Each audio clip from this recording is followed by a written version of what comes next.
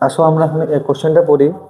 সুদের হার 10% হলে 5 বছর পরের 1,000 টাকার বর্তমান মূল্য কত হবে?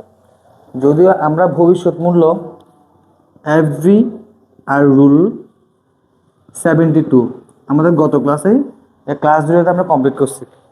ঠিক আছে, আর এখন আমরা বর্তমান মূল্য নির্ণয় করব, মানে এমসিকিউতে। আসো আরেকবার বলি আমরা। সুদের হার 10% হলে 5 বছর পরে 1,000 টাকার বর্তমান মূল্য কত? 1,000 টাকার বর্তমান মূল্য কত? তাহলে আসো, পিবি সমান F V by 1 + I whole n. ঠিক আছে, যেহেতু এখানে মাসিক, ষমাসিক, ত্রৈমাসিক কিছু বলে নেই, তাহলে কি আসবে?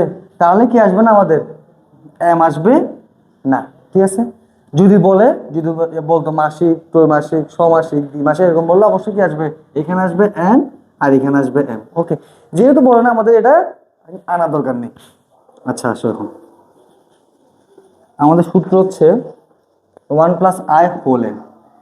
তাহলে তোমার এফ ভির মান কত? আমার বললো কি এখানে সুদের হার 10% হলে 5 বছর পরের 1,000 টাকা।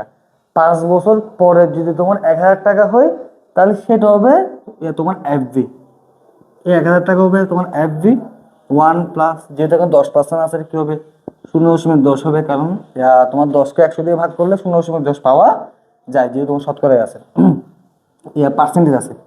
তাহলে এখন এখানে মেয়াদকাল কত? 5 বছর। মেয়াদকাল হচ্ছে 5 বছর। আসো, তাহলে 1,000 1 + 10 আমরা এখন একটা ক্যালকুলেশন করি। ক্যালকুলেশন করলে আসবে 1 + 10 5 1.61051 1.61051 এখানে হবে 1,000।